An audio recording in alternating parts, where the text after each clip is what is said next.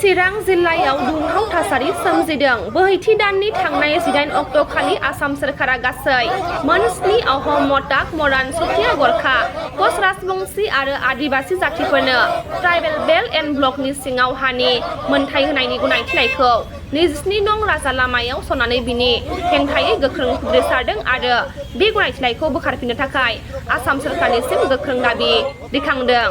चिरां जिल्ला ट्राइबेल संघनि गाहाय नेहाथारि सपन बसुमतारी बिथाङा फोरमायथिदों दि जेब्लासिम आसाम सोरखारा ट्राइबेल बेल्ट आरो ब्लकनि सिङाव हा बायनो हानाय गनायथिनायखौ बोखारना लाफिना अब्लासिम गोख्रों सोमावसारगोन होननानै आसाम गभर्नमेन्टआ मार्घेरिटानि चिराब ट्राइबेल बेल्ट एन्ड ब्लकआव 7टा उन्नत बा गोजौ थाखोनि श्रेणी बिथांमोनखौ ट्राइबेल बेल्ट एन्ड ब्लकनि गेजेराव हानि मोनथाय होदों। गतिके बे मोनथायाव जोंहा थाखानाय ट्राइबेल बिथांमोना बहुत खहा जागोन। गतिके बिनि थाखायनो जोङो नैबे नटिफिकेसनखौ गभर्नमेन्टखौ जोङो बोखारफिननो थाखाय खावलायनाय थादों। लोगोसे जोङो बेखौनो होनो लुगैयो जे बिथांमोना जुदि नैबे नटिफिकेसनखौ बोखाराबा बिनिख्रुइ जोङो बांसिन एबा गोख्रोंसिन जोङो आन्दलननि हाबाफारि लागोन। मानो होनबा आसाम गभर्नमेन्टआ गिबियावनो बिसोरो जोंखौ होनदोंमोन बा जोंनि सायाव होनदोंमोन जे चिराब एरियानि ट्राइबेल बेल्ट एन्ड ब्लकनि बा ट्राइबेल लिडारफोरजों सावरायग्रोनानैसो नैबे नटिफिकेसनखौ होनो होनदोंमोन। गतिके बिथांमोनहा बा आसाम सरकारा जोंनि ट्राइबेलनि चेप्टार 10नि लेन्ड एन्ड रेभिनिउ एक्ट 1986नि एगेन्स्टै हाबाफारि मावनाय नुदों। गतिके जोङो दा बिथांमोनहा जुदि बेखौ बोखारनानै लायाबा जोंनि मेरु ट्राइबेल संघआ होननाय बायदियै जोङो हाइकर्टआव बिथांमोननि नटिफिकेसनखौ जोङो चेलेन्ज खालामगोन। बे चेलेन्ज खालामनायाव जोङो चिरां ट्राइबेल संघआबो मदद होनो थाखाय थागथियारि जानानै दं आरो जोङो भबिष्यताव बेबायदि ट्राइबेल बेरेखा हेंथायै खामानि मावबावोबा सरकारा जोङो गोख्रों लामा जथेनाय बा बायदि बायदि आन्दलन आखायाव लांनो बा हाबाफारि लानो बायध'था जागोन। एसेनोसै।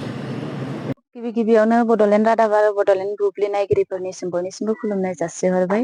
बेजों लोगोसे जोंहा 23 आगस्टआव जिहेतु बिटिआरनि चिफ प्रमद बर' सार बिथाङा फैगोन, बेनि सायाव आं बेखौनो बुंनो सानोदि जिहेतु जोंनि प्रमद बर' सार बिथाङा बिटिआरआव हाबसनजानाय हिसाबै गोबां बाथ्रा फोरमायलांगोन आरो बेजों लोगोसे जोंनि आद्रा थानाय माखासे खामानिफोरखौ मावफुंनायनि बाथ्राफोर बिबुंथि लाखिलांगोन आरो बेजों लोगोसे जोंनि जेंना जेंगोना जिहेतु जोंनि ओनसोलनि माखासे परिस्थितिफोर दङ बेफोरनि बागै गोबाङैनो गुवारै फोरमायलांगोन आरो बेजों लोगोसे जिहेतु फैबाय थानाय 23 आगस्टआव जिहेतु सारजों लोगोसे गोबां दैदेनगिरिफोर फैगोन आरो बेजों लोगोसे उदालगुरि जिल्लानि आफादगिरिजों लोगोसे नेहाथारि बिथांमोनाबो बाहागो लागोन। बेजों लोगोसे जिहेतु जोङो बिटिआरआव हाबसननाय लोगो लोगो रौता समस्थिजों बुजाबफानाय, बे बुजाबफानायजों लोगोसे रौतानि इएम सार डक्टर निलुत स्वर्गियारि सार बिथाङाबो बाहागो लागोन।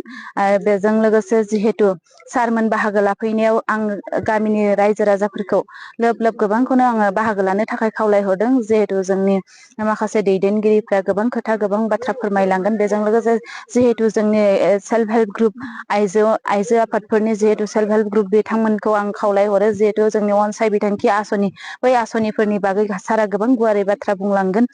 माखासे बाथ्राफोरखौ मिथिनो आद्रा थाबावनाय माखासे बाथ्राफोरखौ हयथ' मोजाङै मिथिगोन आरो बुजिलांगोन। बेजों लोगोसे आरो सारा बेनि फोसावदिं मेलाव फैनायजों लोगोसेनो गोबां माखासे ओनसोलनि मेलेमजिबि सुबुंफोरजों सावरायलांगोन आरो जिहेतु धोरोमगुरु आरो अंगनबादि कर्मि आशा कर्मि बिथांमोनजोंबो लोगो हमलायनायनि बाथ्रा बिथाङा बुंदों।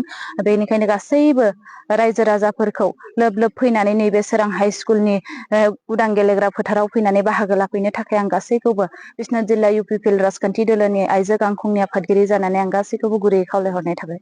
आरो बड'लेण्ड बुब्लि बे समाव नायगिरि गासैखौबो गोसो गोरबोनिफ्राय बिस्वनाथ डिस्ट्रिक्ट इउथ इउपिपिएल सेलनि आं अर्गेनाइजिं सेक्रेटारि जानानै खावलायगोन। जोंहा नैबे सोरां गोजौ नदुवार हालामनि सोरां गोजौ नैबे फिल्डआवहाय 23 थारिखआवहाय नैबे मासनि बोहैथि दाननि 23 थारिखआव जोंहा प्रमद बर' सारआ बेयावहाय फैगोन। बे समाव आं बिथां फैयोब्ला आं खावलायदों जोंनि बे ओनसोलनि जेसेबांखिनि मेलेमजिबि रायजो राजा आइ आफा बिदा फंबाय गासैखौबो बेयाव फैनानै बाहागो लाफैगोन आं बेखौ मिजिंथिदों।